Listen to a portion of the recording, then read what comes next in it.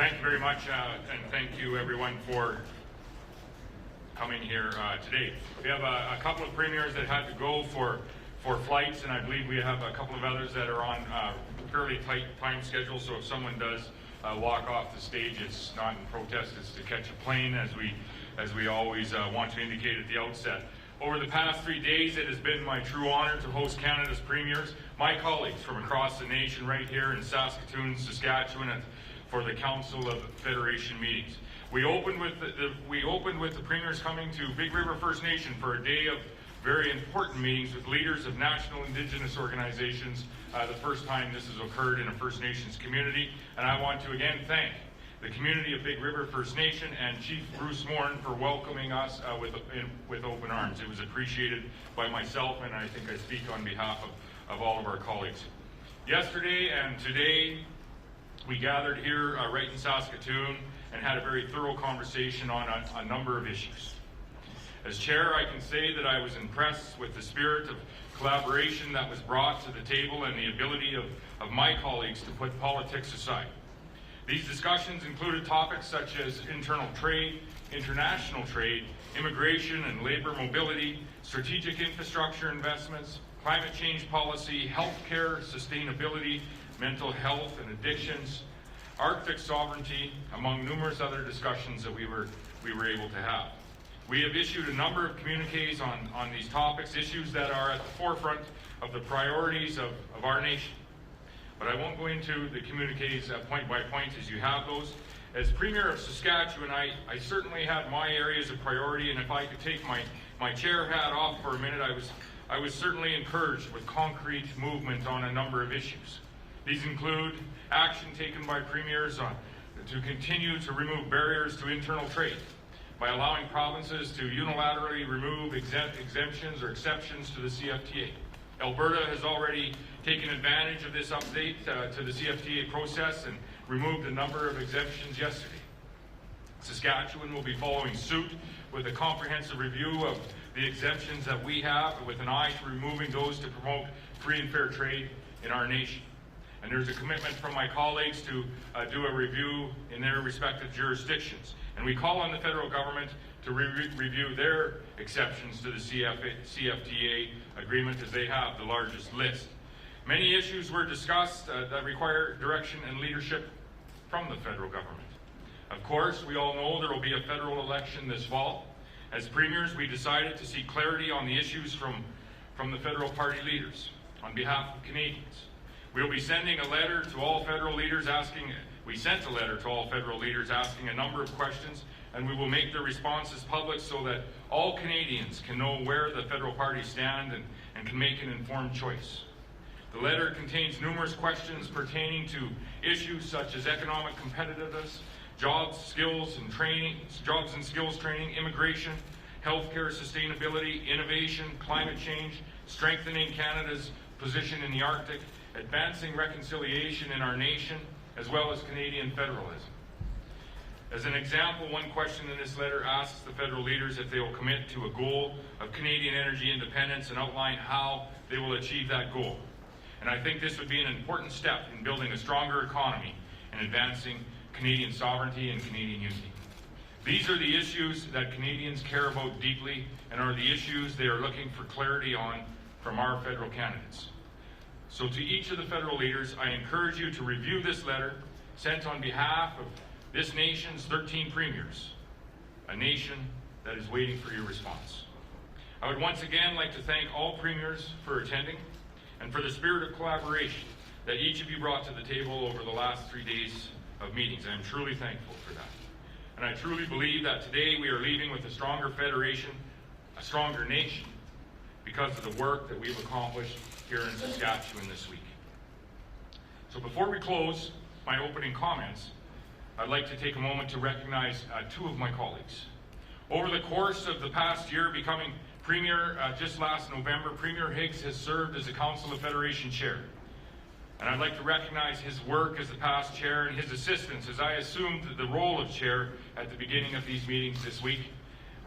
Thank you very much, Blaine. I would also like to recognize my colleague, Premier Francois Legault. Premier Legault graciously assisted in communicating the COF messages en français to ensure the Council of Federation message could be heard in both official languages. Premier Legault will assume the position of Chair of the Council of Federation next year as Quebec hosts Canada's premiers in Quebec City.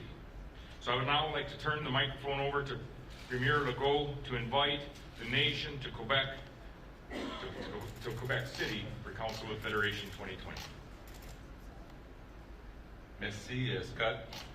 D'abord, avant d'inviter tout le monde à Québec, je voudrais, au nom de tous les collègues, dire merci à Scott Moe, Premier ministre Scott Moe, pour son accueil chaleureux et sa bonne gestion aussi des réunions. J'insiste pour dire qu'on a beaucoup plus de points sur lesquels on est d'accord que de points sur lesquels on n'est pas d'accord. Mais quand c'est arrivé, rarement, qu'on n'était pas d'accord, le premier ministre Moe a très bien géré le dossier et donc a été un excellent co-chair. Donc, il a mis la barre très haute pour l'année prochaine. Je veux profiter de l'occasion pour inviter tous mes collègues premiers ministres à Québec l'année prochaine, du 22 au 24 juillet, au Château Frontenac. Je vais essayer de relever le défi que notre accueil soit aussi bon et aussi chaleureux que ce qu'on a vécu autant pendant les réunions qu'en dehors des réunions.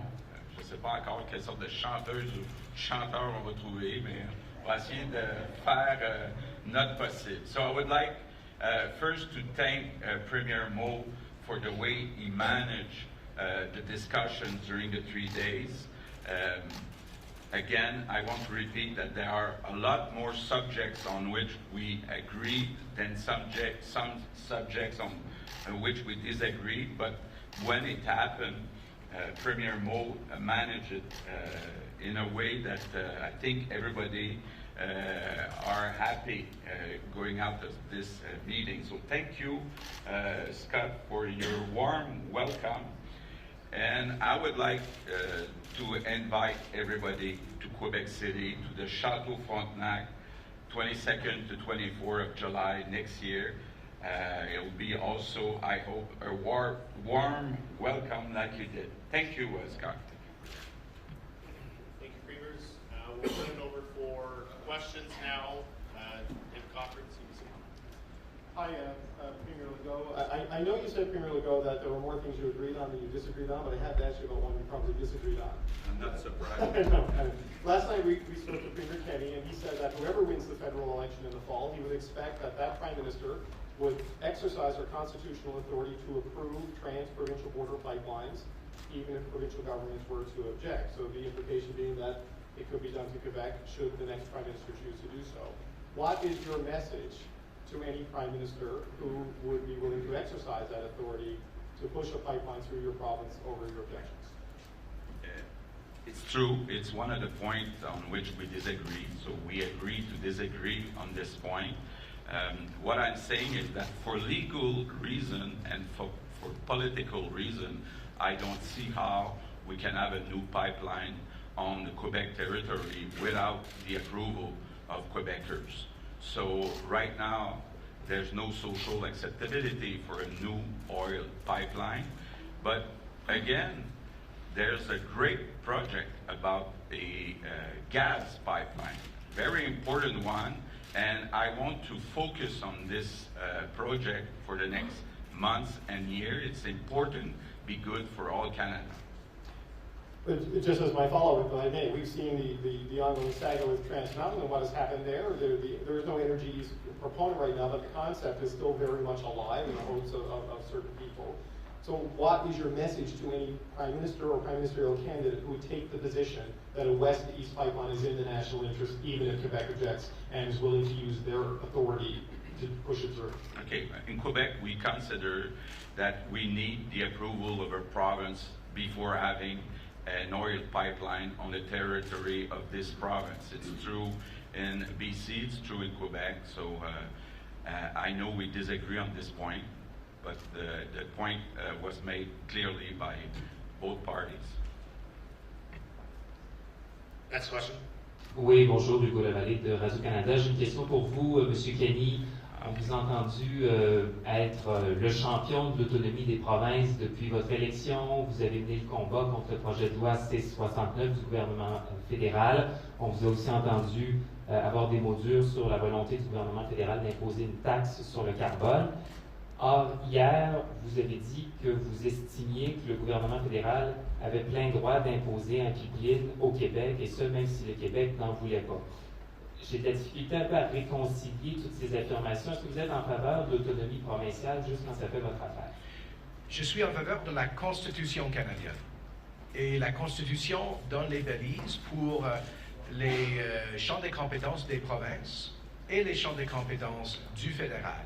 C'est clair dans la section 92 de la Constitution, depuis 1867, que les projets de l'infrastructure interprovinciale sont les responsabilités du gouvernement fédéral.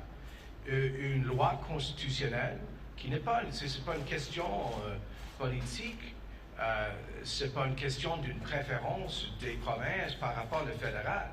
C'est une question du sens clair de la Constitution depuis le début de la Fédération. Une loi constitutionnelle qui vient d'être confirmée par la Cour d'appel de la Colombie-Britannique de façon unanime dans leur décision sur la référence qui a été faite par la Colombie-Britannique. Alors, cette décision-là est en cours va pour un appel à la Cour suprême du Canada, et je m'attends à ce que la Cour suprême va confirmer à nouveau que c'est un pouvoir du fédéral. Alors, je respecte et je vais, comme j'ai dit, la soirée de notre victoire électorale, que j'espère que l'Alberta sera les alliés avec le Québec pour la défense des champs des compétences provinciaux, mais en même temps, il faut respecter les juridictions fédérales. Alors, M. Legault, vous avez entendu ce que M. Kenny vient de dire. Jusqu'où vous êtes prêt à aller pour bloquer un pipeline? Bon, d'abord, au Québec, nous, on croit que l'environnement et les évaluations environnementales, ça relève des provinces. Donc, évidemment, quand il y a un projet important comme un oléoduc, il doit y avoir une évaluation environnementale, et la province de Québec a tous les pouvoirs, selon nous, pour accepter ou refuser un tel projet. Mais au-delà de la Constitution et de la légalité de certains gestes, il reste quand même que de la politique. Et en bout de ligne, ce sont les citoyens qui s'expriment autant à une élection fédérale qu'une élection provinciale. Et donc, il y a aussi une partie politique importante. Et au Québec, il y a une majorité de Québécois qui ne veulent pas avoir un nouveau pipeline de pétrole. Justin Germain from Globe and Mail. Mr. Ford, earlier today you told the Toronto Sun that you pledged a better vetting of appointees going forward. I was wondering if you could explain what exactly you meant by better vetting, and will it be independent of your office? Well, I'm responsible for everything that happens out of that province, and I take responsibility. Yes, we always look at improvement on vetting candidates. Keep in mind, we appoint close to 3,200 people. I'm one of the few premiers that have reappointed people that the Liberals appointed. And maybe the Globe can look into how many people I've reappointed. I look at qualifications on the job, and we're going to continue appointing good quality people. A lot of these agencies, boards, and commissions are responsible for over billions and billions of dollars in our province. And I want the best people to do the job, to make sure that their file moves forward and they respect the taxpayers of our province. Premier Horgan, Alberta has announced an inquiry into foreign-funded environmental groups, or into the level of foreign funding. The jurisdiction of that inquiry is limited to Alberta. Are you willing to support that inquiry and extend its investigative reach into your province? What Alberta decides to do with its public resources is entirely up to Alberta. We are proceeding in British Columbia with the issues that affect people. We're focusing on delivering services. I have no challenge or no trouble with Premier Kenny choosing whatever issues he wants to review. We have launched a public inquiry into money laundering in British Columbia. We did so after a year and a half of doing detailed investigation and coming to a conclusion that the public interest would be served by pursuing that with subpoena powers. Premier Kenney is making his choices, as are other premiers, and that's appropriate. Oui, bonjour, Marco Bellassino du Devoir. Monsieur Legault, l'automne dernier, vous avez qualifié le pétrole albertain d'énergie sale. Avez-vous changé d'idée depuis? Okay. D'abord, si vous vous rappelez, puis je pense que vous étiez là, on a d'abord parlé d'hydroélectricité, puis on m'a demandé la différence entre l'hydroélectricité et le pétrole. Il reste qu'on utilise au Québec 10 milliards de dollars de pétrole par année. Donc, c'est une énergie qui est encore nécessaire au Québec, comme à peu près partout dans le monde. Donc, je ne répéterai pas ce mot-là. Sur un autre dossier, comment votre gouvernement va s'assurer que l'eau consommée dans les écoles et les services de garde est adéquate? Est-ce que vous avez mandaté les commissions scolaires, notamment d'effectuer des tests dans tous les points de service? Oui, c'est une situation qui est préoccupante. J'ai demandé à notre ministre de la Santé, Daniel McCann, avec la santé publique, de regarder de très près la situation dans les écoles qui sont concernées. Le ministre de l'Éducation, Jean-François Roberge, aussi suit de près la situation. C'est préoccupant. Et donc, on va, au cours des prochaines heures, des prochains jours, être capable d'identifier s'il y a un risque pour les enfants. Évidemment, c'est zéro tolérance. Hi, it's Chris Rishowy from the Toronto Star. Premier Moe, with regards to the Buy America provisions, do you really need to wait for Ottawa to act? Is there any agreement or is there any discussion about Canadian content being mandated in large public projects? Something you guys could do immediately? Well, we do need to call on the federal government to act with respect to the Buy America clause that is impacting. We saw impacts from that policy just this week in the two gentlemen on either side of me's provincial jurisdictions. So the fact of the matter is that this is a nation-to-nation negotiation between our federal government, our Canadian federal government, and the federal government in the United States. Doug or Francois, you may have something to add to that, but we saw the effects of that in job loss in Canada here just this week. So we continue to work with our federal government on our foreign policy, on our foreign trade relationships with not only the United States, but all of our trading partners, export partners, import partners around the world. We have one foreign policy in this nation. It's the federal government's foreign policy. And I think we were in agreement at this table that we will support that policy and use whatever tools we have, whatever relationships we have with the industries that we have in our respective jurisdictions, use that expertise to provide the very best advice and support to the federal government in developing and furthering that policy. And in this case, with respect to the Buy America clause that we've asked the federal government to move towards an exemption on. I'll jump in there if you don't mind. We discussed this in depth here, and Premier Legault, myself, we felt the impact at Bombardier.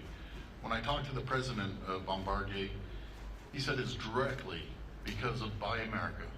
Justin Trudeau has failed this country when it comes to standing up for Buy America. What I've seen here over the last few days, where Justin Trudeau has failed manufacturing companies, have failed the people of this country, we have a group of premiers that are willing to stand up and lead this nation to prosperity from coast to coast to coast and deal with making sure that we get exempt from Buy America. Buy America will kill our manufacturing base here in the country. As the president of Bombardier told me the other day, that it'd be easy for Bombardier to move to the U.S. and build trains and sell them to Canada. But we can't build trains in Canada and sell them to the U.S. That's unacceptable. And we need to stand up and show leadership. And I've seen leadership from each and every premier that have signed on to confirm that the federal government needs to do more to protect our manufacturing base or it will be eroded. And I can assure you, I have seen each and every premier at this table ready to lead this country. Thank you.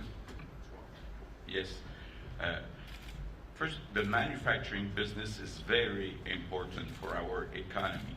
In Quebec, salaries paid in the manufacturing business are 35% higher than the average of different salaries.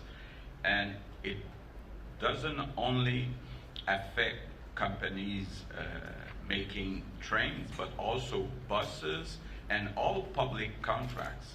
And it's really unfair. It has a very bad impact because right now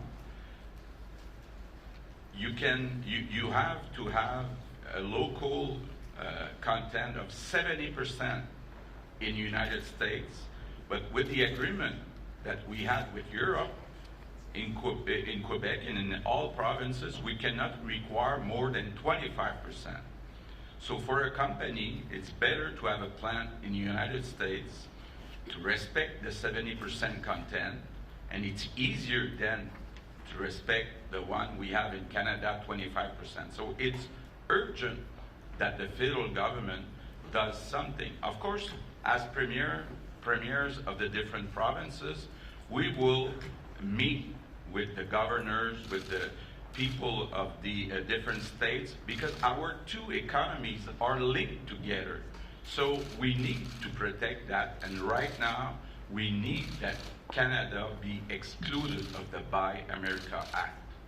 And we did have discussions with respect to continuing to act on efforts that we, Council of Federation, had taken under then Chair Premier Higgs last year to engage with governors at the National Governors Association meeting in Washington, and we have a commitment for a number of premiers to jointly join in that meeting again this year to advocate on behalf of not only our exports but our imports and our imports of investment, if you will. I've also put forward that we will be organizing a joint mission to the European Union as well, so that we can ensure that we're advocating with those countries, for example, that have not yet ratified the CETA deal in the European Union, and ultimately also the UK, depending on what happens there over the next number of weeks. So we're going to continue to work hard advocating with our federal government to expand our trading relationship, our trading opportunities with all of our partners, but understanding that the United States of America is of 11 of 13 provinces by far our largest trading partner. Was there any support around the table, though, for Buy Canadian provisions? We didn't discuss with respect to Buy Canadian provisions. We discussed how we could work with our federal government to have Canada exempt from the Buy American clause, as they are, and we are, their largest trading partner. Brian Lilly, Toronto Sun. Premier Legault, you keep saying there's no social acceptability for an oil pipeline in Quebec. So I wonder a couple of things. Why is there social acceptability for oil tankers up and down the St. Lawrence? And why is there social acceptability for the flow of money from Alberta and Saskatchewan to Quebec through the transfer payments? First, we have to understand that 90% of the oil used in Quebec is coming either from Canada or United States. So people saying, oh, we have risk with boats coming from Saudi Arabia or whatever, it's not true. Second, 70% of the oil consumed in Quebec is coming from a pipeline, the Enbridge pipeline. So people, they don't want to add to Enbridge pipeline, but right now, this is the situation. No social acceptability. It's facts that have been proven by polls. But why the social acceptability for taking money from the people that Premier Kenney and Premier Moe represent in terms of the transfer payments? Because whether it goes through the federal government or not, that is where the bulk of the money is coming from. So why take the money from the resource that you don't want going through your province? I will come back to the Constitution. At the right beginning of Canada, the equalization payments were part of the Constitution. And it's a program to make sure that all provinces can finance same programs. I don't like that. I'm not proud of that, receiving equalization, and it's the main reason why I started a new party. And my priority, my obsession is to create wealth and make sure that after a certain period, we don't receive any more equalization payment. So it's different to talk about the environment and to talk about equalization payment. Hi there, it's David Haynes from Queen's Park Briefing.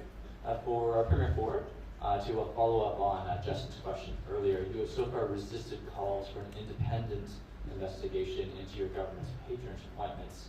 How can the public have confidence in the review that's being conducted if it's not independent of your government? Well, as I mentioned before, we're doing our review. We're vetting these candidates, but let's make no mistake about this. We're going to put the best people in place to run these agencies, boards, and commissions. And as I said earlier, we have over 3,200 appointments. And if you look at previous governments, let's look at the previous Liberal government. I've actually appointed probably more Liberals than I have new people that the Liberals appointed, because I felt, I don't care if they're from the Orange Party, the Red Party, or the Blue Party. I want the best bang for the buck. And again, I think we're doing that. And our government and our province is absolutely thriving right now economically. We are booming. We're created 187,000 new jobs. We paid down the deficit by $3.3 billion that we found efficiencies. We paid down our debt by $4 billion. We inherited an absolute financial nightmare in Ontario, the largest debt from any sovereign region in the world of $347 billion. We're turning this province around. We're seeing prosperity. We're seeing people that haven't been employed, that the previous government lost 300,000 manufacturing jobs. Again, we created the environment for 187,000 people that now have money to put food on the table, to pay their mortgages. Do you know what our biggest problem in Ontario? And I say this to the nation. You need a job? Come to Ontario. We need 250,000 people to fill the jobs that are there. That's our biggest problem right now. We have a labor shortage in Ontario, and we look forward to inviting people right across this nation to fill those jobs here in Ontario. We'll go back to the patronage appointments. You've also refused to look at past past appointments, and you have only restricted the government to look at pending appointments. How, in order to lift the cloud of suspicion on hundreds or thousands of past appointments, why won't you commit to having a look at them too? Well, we are reviewing it. We're reviewing it. We're also putting it through the Treasury. Again, I've said to the previous question, at the end of the day, I take full responsibility of everything that happens in our province, and I will continue to hold people accountable, and I think I did immediately, and I think you've seen that. When I've seen something go the wrong way, we've reacted immediately. Again, we're going to continue appointing the best people for the job. Thank you. Yes, hi. Question from Mr. Higgs, please. Hi, Mr. Higgs. Following up on Mr. Kenny's comments, do you believe that the federal government should impose a pipeline, an oil pipeline, going through Quebec? I think the opportunity that this conference presented, and what I find the most valuable, is how we come together as a nation. And we have I'm humbled to be part of a team here that represent this country. And the needs that are addressed, one that is certainly getting resources to market is one that's near and dear to my heart, as you know, because I've been a strong advocate. I think that what we've agreed to here in the form of an economic corridor through our country that brings prosperity across the nation from any province is very important. I think the discussion around the electrical transmission lines, the gas pipeline being included is certainly a step forward in that regard. I also think that if we spend time in communicating that signing up to a pipeline is not 40 or 50 years of signing up to fossil fuels. It's providing the best form of transportation that is existing today, the safest and most reliable. And it's using the resources that we have today, right here in Canada, while we are using them. So what we have to convince people, really, and I understand that it is a sensitive issue in Quebec, and I think that's the direction that we need to be pushing, is say, let's make people understand that, you know, it's like the Kodak moment, which I've talked about many times. When digital photography came into being, the film industry kind of disappeared. Industry can finance innovation. And for me, the point is, how do we, excuse me, how do we end up letting people understand that all we're doing is providing a safe, efficient means, an alternative to rail cars, an alternative to ships, and while we're using the fuel to allow it to supply the needs in North America and in Canada. So I'm encouraged by the discussion we had, and I know it's a process, and I always think things move too slowly, and you know, some of that's absolutely true. But I'm just proud to be part of the team, and if you read our communication, I think you'll see that we're moving forward as a nation, and I'm excited. If I could just offer a clarification, because that's the second question that has mischaracterized my comments. I have never said the federal government should, quote, impose a pipeline on any province. Rather, I said that the Constitution is clear that interprovincial infrastructure, such as pipelines, are the exclusive authority of the federal government, something that was confirmed in a recent unanimous decision of the British Columbia Court of Appeal, a case that is now under appeal to the Supreme Court of Canada. There is no pipeline to impose, and obviously through the federal environmental assessment process, provincial governments and other stakeholders have every right and responsibility to make their submissions, including environmental concerns. So I don't see the constitutional authority of the federal government as an imposition. It's just a recognition of legal reality since 1867. Monsieur Legault, dans votre commentaire en anglais, vous avez dit qu'il y a des arguments légaux qui permettent au Québec de s'opposer à l'imposition de l'Ukraine. Quels sont ces arguments légaux? Parce que selon M. Kenny, c'est comme très clair que la Constitution permet au fédéral. Ce que vient de dire M. Kenny, c'est qu'il ne veut pas imposer. Et il a dit aussi qu'il y a des évaluations environnementales qui sont sur la responsabilité des provinces. Donc, je pense que l'angle environnement, c'est sûrement un angle qui peut être utilisé par les provinces. Mais au-delà de la légalité, l'argument le plus fort, c'est un argument politique. Il n'y a pas de politiciens, autant au provincial qu'au fédéral, qui veulent se mettre à dos une majorité de la population. Donc, il faut tenir compte de ce que pense la population du Québec. Donc, le Parti fédéral qui voudrait se faire élire en proposant un pipeline à travers le Québec serait battu, selon vous, au Québec? Ben, écoutez, là, ce que je vois, c'est que et M. Trudeau et M. Scheer sont tous les deux pour un corridor qui inclurait possiblement un oléoduc au Québec. Donc, il faut quand même tenir compte de ça. C'est pas le seul sujet sur lequel les gens vont s'exprimer. Hi, it's Alex from Saskatoon, Phoenix. Premier Horgan, given your similar views on oil pipelines, do you feel the federal government is treating Quebec differently than your province in this situation right now? No, I think they're two completely different situations. With respect to Energy East, there was a proposal, and that proposal was withdrawn. With respect to Trans Mountain, it has been a project that's been on the books for a long time. It's a proposal to twin an existing pipeline and an existing corridor, so they really are not comparable. Having said that, we had a robust discussion around the table with different points of views being articulated. As you can see, Jason and I have been sitting beside each other the whole time, and all is well. And I believe that we focused, as Premier Moe said, through our discussions on where can we make progress as a nation, where can we highlight our disagreements, as Premier Legault and I have done, on issues of the movement of oil to the coast in our case. Mr. Legault can and has spoken for himself. I made a commitment to British Columbians during an election campaign to defend our coast.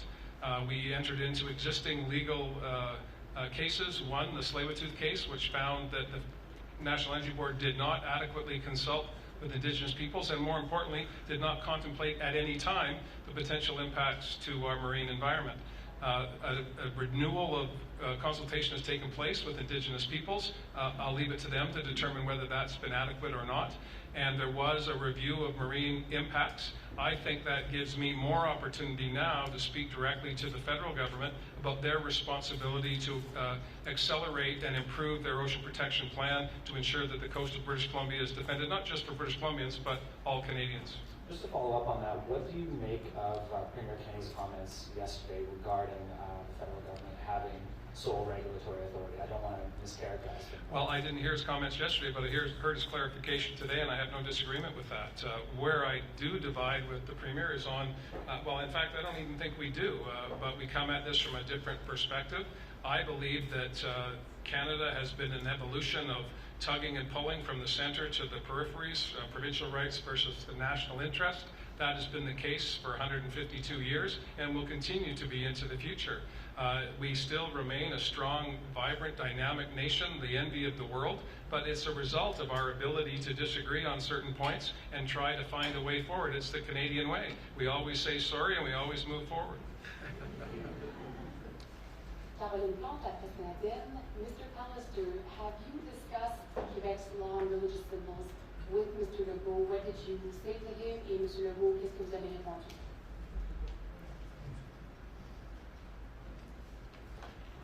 I think he's a fine man and the Premier of Quebec, and I think that if two men always agree, that one of them isn't doing any thinking. So we disagree on C-21. The Premier has every right. He ran asking for permission to act on a mandate.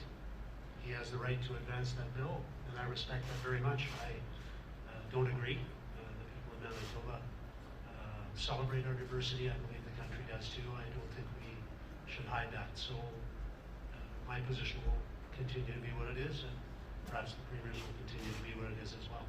So you have sat down yet?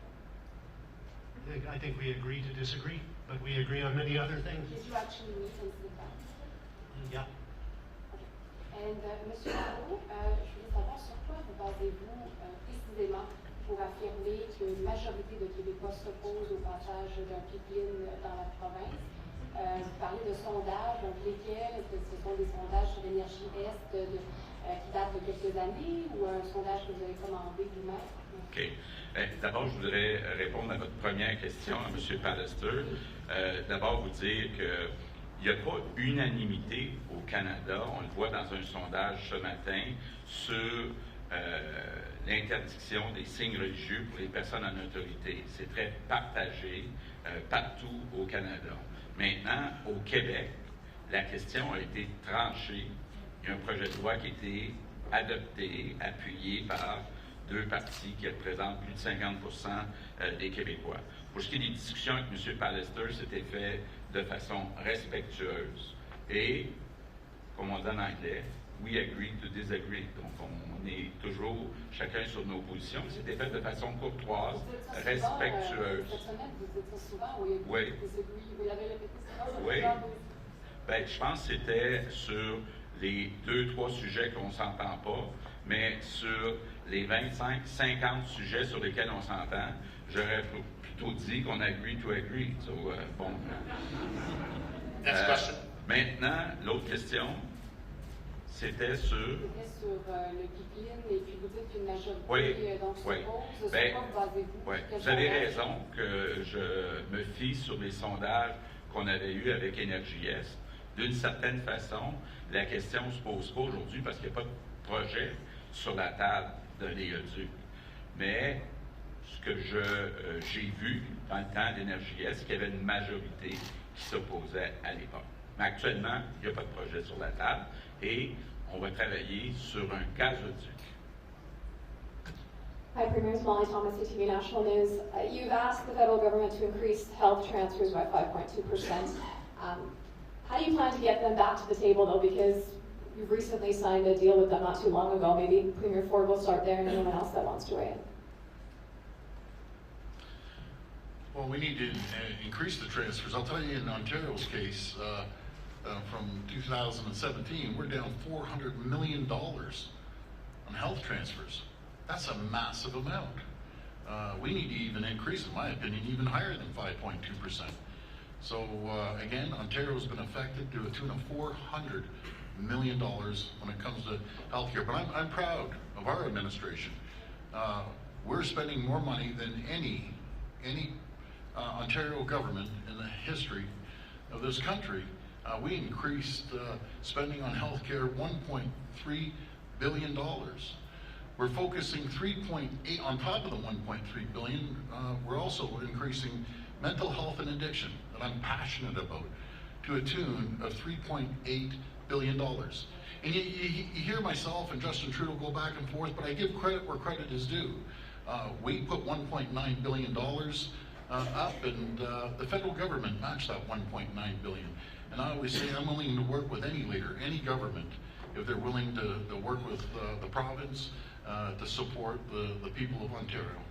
And how do you get them back to the table? Well, we're going to continue working in dialogue with the federal government. They're in full campaign mode right now, and I appreciate they're out and about trying to get votes, but we're going to continue working to make sure we have the best healthcare system in the world, right here in Ontario. Make sure we stop hallway healthcare. When we got elected, there was people in hallways across our province waiting to see a doctor for 5 hours. We are going to end hallway healthcare. As we stand right now, we're down to 1,000 patients in the hallways, but I can assure the people of Ontario, over the next year, we won't have anyone in the hallways there. I would just add to this on 2 points on how we get them back to the table. This is one of the questions in the letter that we provided to all of the federal leaders, and we hope that the federal leaders will respond not only to the 13 premiers representing the entire population of Canada, but in doing so respond to Canadians with their intentions with respect to the escalator of funding our healthcare here in the nation. And I think it's fair to state that healthcare has changed. The delivery of healthcare has changed. How we triage patients has changed. The investment that provinces how provinces have invested and how they need to have some latitude and flexibility to invest into the future to ensure that we can engage with the latest innovation, if you will, in healthcare. In this province alone of 1.2 million people, or just under 1.2 million people in Saskatchewan, over the course of the last number of years, we've increased our complement of nurses by some 3,600. We've increased our complement of physicians by 900. This has most certainly changed the operating costs of the facilities that we have. We have a children's hospital that's being built, will be open this fall just across the river. 60 to 80 new disciplines offering services that just haven't been offered in this province before. So the investment that provinces have made is there. It's been in challenging times, if you will, with respect to the cost sharing with the federal government.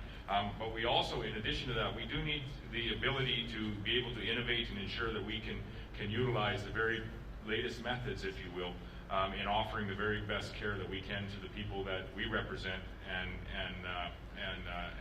present the healthcare options in our respective jurisdictions.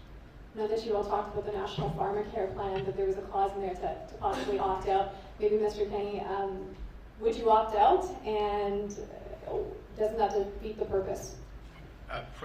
Alberta has not made a decision. We haven't seen sufficient details to make that decision. But in the prospect, there's two federal parties right now that are talking about a National Pharmacare Plan. My main focus would be to encourage any federal party to respect provincial jurisdiction in delivering health services. We're the ones closest to our citizens who know what their needs are.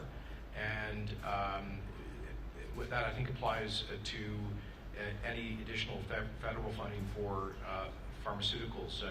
There are many different kinds of plans that currently operate. And I would just hope the federal government would show much more respect for the provinces that actually deliver these services on something like pharmacare than they have on recent other initiatives, like, for example, environmental assessments. If I could make a comment about the discussion on healthcare, I will say that we've talked a lot today, through some of the questions about agreements and disagreements. I will tell you there was agreement from all 13 premiers here today on the increase of healthcare funding by the federal government from 5.2%. Much of this was not just the premiers saying this was supported by the Conference Board of Canada and some recent reports suggesting about a 5.2% increase, but yet identifying and addressing some of the needs that we find that we face in our various provinces. Also today, the discussion on the National Pharmacare Program. This is, as Scott said, in the letter that will be going to our national leaders, but this was important because this is the first opportunity, and I think at the last three Council of Federation meetings, this issue has come up, and we've advanced it today to bring this to the federal leaders, because this addresses much of the needs that we're seeing in our province when we see the increasing healthcare costs. Knowing that we all have to deal with an aging demographic, I can assure you that healthcare budgets within our provincial departments will need support from the federal government to make sure that Canadians can have access to prescription drugs, expensive drugs, and as we continue to treat rare diseases. We're the only country with a universal health care plan that does not have a national pharmacare program as a component to that. So there are quite a few and quite a lengthy discussion today on health care. And the other one that we haven't talked about much yet, but will be that all premiers at this table across the country will come together at a healthcare and addiction symposium. And this will be the first time, to my knowledge, in the history of this country that we've seen such a commitment from the Council of Federation table. Heather Yards, West Global National. Before you go, we've got, this is the biggest issue at the table, so there's going to be a few answers. Thank you for the question, and here I am agreeing again aggressively with my colleagues, Jason and others, that we have a very comprehensive pharmacare program in British Columbia. We would be delighted to have a national pharmacare plan, but show me the money.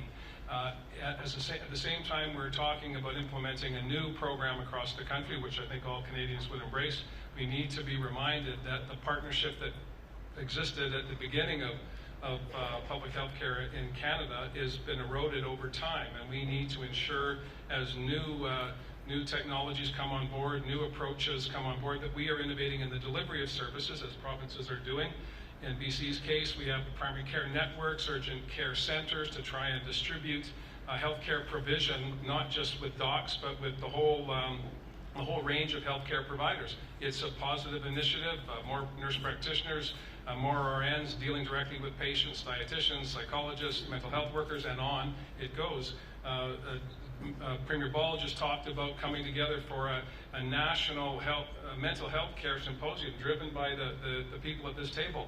We also talked about a national procurement strategy so that we can purchase diagnostic equipment, expensive diagnostic equipment in bulk, if you will, so that we can reduce the cost to a delivery of services. We're innovating in our provinces.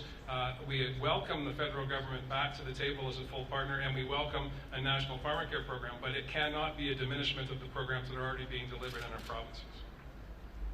We have time for 2 more questions. Heather Yards, West Global National. I wanted to ask about the climate change communique. You speak to the need for provinces to retain their own jurisdiction when it comes to implementing a climate change plan, not necessarily the federal government's plan. You're also asking the federal government to improve funding when it comes to natural disasters, the consequences of climate change. What would you say to criticism that this seems to be a case of wanting to have your cake and eat it too? I don't think there's anything near wanting to have your cake and eat it too. Listen, there's full agreement at this table that we need to do better with our industries with respect to climate change, with the emissions in our industries across the nation in each jurisdiction, and we're doing just that with our industries. On the whole environmental suite of the impact that industries and people have on our land, our water, and ultimately our atmosphere. I will speak to Saskatchewan specifically. In agriculture, we have innovated to the point of crop agriculture being a carbon neutral industry, and there is virtually nowhere else in the world that I'm aware of that is able to say that, through the innovation of zero-till drills, the innovation of pulse crops that are being grown here, and now that very innovation is being manufactured here in Saskatchewan and sold in other areas of the world. In the climate change communique, we also had discussion around Article 6 of the Paris Accord and the opportunity for internationally transferable mitigation outcomes. and the ability to actually trade those carbon credits when you are sharing that innovation, such as zero-till drills, through commerce. Sharing innovation such as carbon capture and storage that we have a plant here in Saskatchewan through commerce.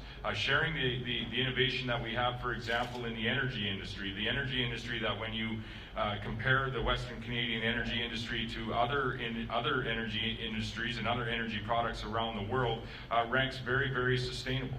We have zero-emission wellhead sites here in Saskatchewan. We have a methane action plan that will be reducing our methane emissions in our primary energy production by 45% by the year 2025. I'm not certain of another place in the world that has such aggressive targets, has worked so closely with their industry to set targets to that level. Our electrical generation industry in Saskatchewan has a target of reducing emissions by 40% by the year 2030. These certainly aren't the words of a climate change denier. When it comes to the issue of provincial autonomy or provincial jurisdiction, that's where we have raised our court challenge, and that's where we will continue to raise our court challenge. We believe that each province should have the ability to address how they are going to achieve their contribution to Canadian targets, how we are going to have a conversation around ensuring that our industries are sustainable moving forward. If we were to put a new aluminum plant somewhere in the world, understanding that Canadian aluminum plants, I believe some in British Columbia, have 11 times less emissions than plants in other areas of the world, I, as a global citizen, would want that aluminum plant not only in Canada, but likely in British Columbia, not only for the direct employment that we would have, but because we would be contributing less emissions into what is a global challenge, the global conversation around climate change. With respect to the carbon taxation piece, we believe that is an area of provincial jurisdiction, and we've taken that to the Supreme Court. There's a number of jurisdictions on stage here that have intervened in that case on either side, and it's a conversation that ultimately will be, we had a split decision in Saskatchewan, but it's a conversation around provincial autonomy, provincial jurisdiction, and it'll be decided by the Supreme Court of Canada. To be clear, the disaster financial arrangements were changed about 4 years ago to triple the deductible amount. So to put it simply, that was a download onto provinces and in effect onto local governments as well.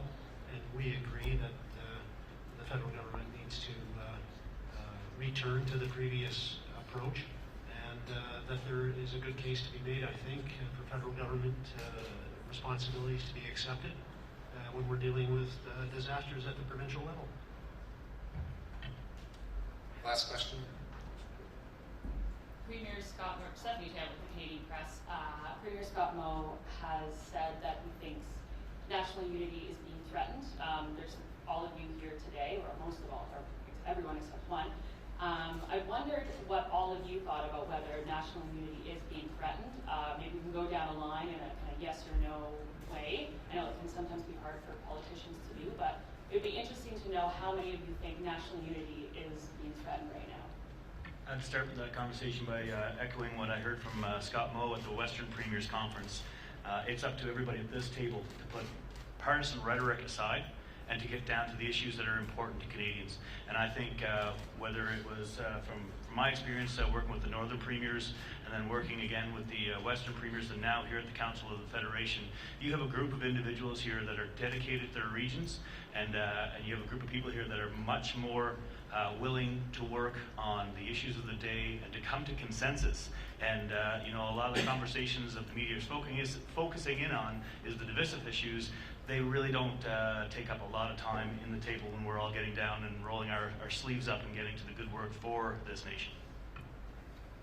I'm sure there's going to be every premier that will want to weigh into the question, and to answer your question, if you get the sense of what I felt over the last 2 or 3 days that we've been able to gather here in Saskatoon, there was no discussion at all on a threat to national unity. The comments that were made back around natural resource development, around Bill C-69, I know in my own province it's a piece of legislation that we have taken exception to, but I will say that is an improvement on what we've seen in the past with CA 2012.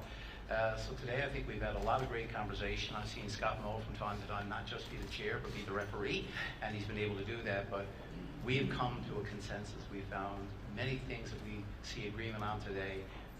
One thing I will say, there was agreement that has all provinces working together, that Canada is a very strong nation and is one that is the envy of the world. Provinces that do business with each other tend to form a country that will be stronger than if they don't. So we've just made more progress in the last 2 years on reducing barriers among our provinces to trade than I've seen in the previous 23 years. I've been involved in that file for a long time. The country's stronger today because of that than it was before we agreed to take those barriers down. And we can take down other barriers among our provinces as well. And the sooner we do that, the sooner we put more money on the kitchen tables of Canadian families, and that makes our country stronger. No, I don't believe the country's divided, nor do I believe we're in a situation as was described. I think if you look around this table, the conversations that have happened today, it actually has been about cooperation. It doesn't matter at any time in our history, there are always issues that will have one province against another, or quite frankly, a disagreement with the federal government. I think we in the East have recognized there's certainly an issue in the West about getting resources to Tidewater.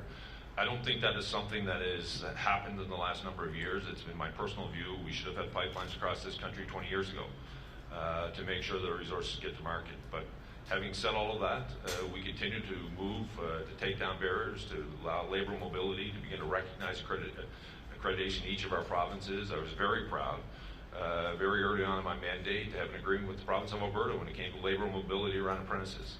That has now gone entirely across the country. Premier Kenney said yesterday about the issue around identifying and recognizing medical credentials across Canada. We in Atlantic Canada brought our colleges together now and are looking to have one accreditation in Atlantic Canada. It's our hope that that'll go across the country. I think when you look at the table today, there is more that is actually binding us together than there is that's dividing us. I agree with Premier McNeil's comments. Over the last few days, I've seen a cohesive group of premiers come together. Yes, we might disagree in the room, but we come out united. And when we come out united, we can lead this country against anyone economically in the world. We are a strong group. And I can tell you, I was very, very impressed with each and every premier that's sitting at this table, and I'm excited to move forward and drive prosperity in this country, the likes of which this country has never seen. And in the interest of brevity, I will allow my colleagues to comment on my comments.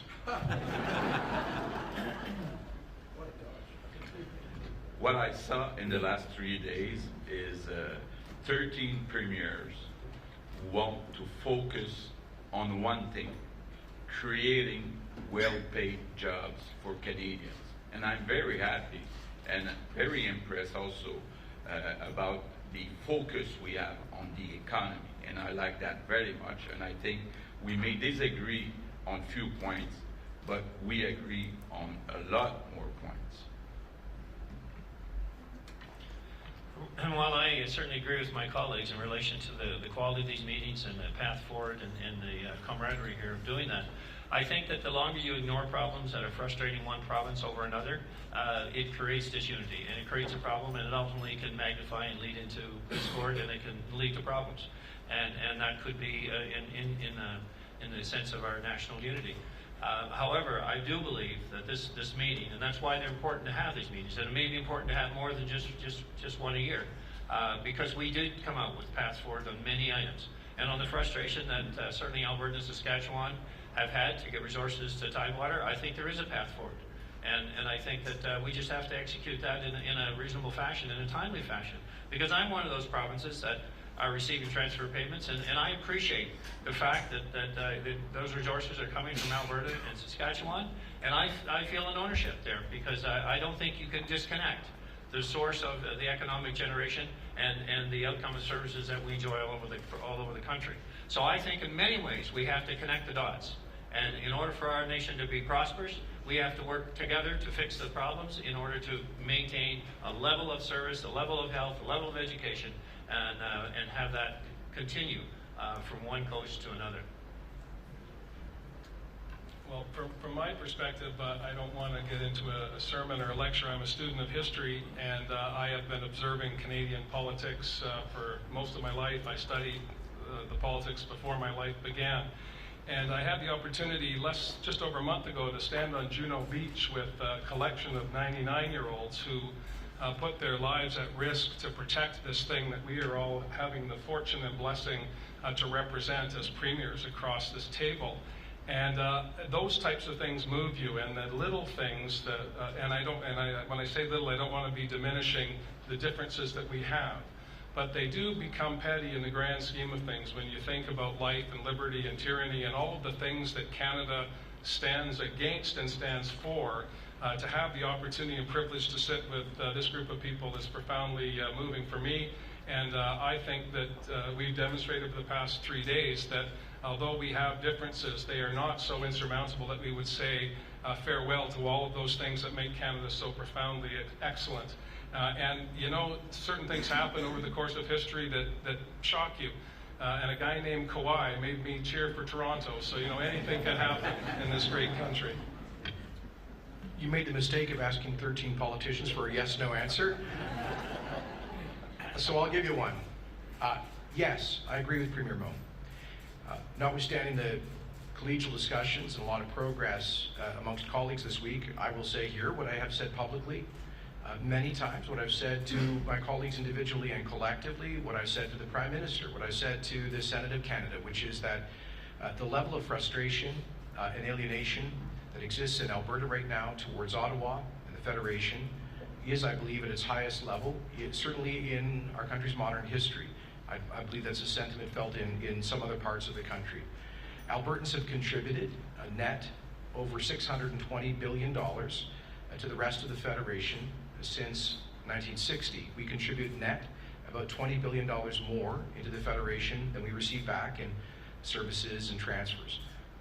Albertans don't begrudge sharing much of their good fortune and the fruits of their resources and hard work with the rest of the country. They're proud to do so.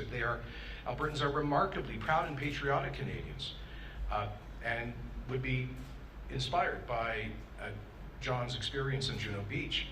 At the same time, there is a deep and abiding frustration that through their hard work and innovation and their willingness to develop our resources, we have been a huge engine of prosperity and generosity across the Federation, and yet, too often, we seem to have partners in the Federation, including in Ottawa, intent on pinning us down and blocking us in, and impairing our ability to develop the resources that help to pay the bills in the Federation, that help to build schools and hospitals and pave roads from coast to coast. I believe most of my colleagues understand this frustration. And I certainly hope that our federal government does, or that the next federal government does. So this is not just some random political opinion. We've had at least two credible pollsters in the past 3 months indicate between 50 and 60% support for the principle of potential secession from the Federation. Now, I don't think Albertans are actually ready to do that. I think they believe in this country, but that's a way that they are expressing a truly profound sense of alienation. And all they ask for is fairness in the Federation. I hope that some of the issues that we've discussed this week, including the concept of economic corridors, hopefully can address some of those concerns. But I think while I truly do appreciate the amicable spirit of these meetings, to come back to Brian Lilly's question, Albertans ask the reasonable question. If you're not willing to accept our resources, why are you willing to accept the money that comes from them? I'm honored to sit at the table with such 13 fine leaders in this country. And of course there's going to be disagreements. We're all passionate about our territories and the wishes of our people. And if we weren't passionate about our province and territories, we wouldn't be here. We all work very hard to get our point across and make sure that each one of us is heard. But when we, like they said earlier, when we come out of the room, we're all united. You should be able to talk and argue all you want behind closed doors, but after that, you should be able to have a cup of coffee and shake the guy's hand and be friends with him. Thank you, Premiers. That concludes our time for today.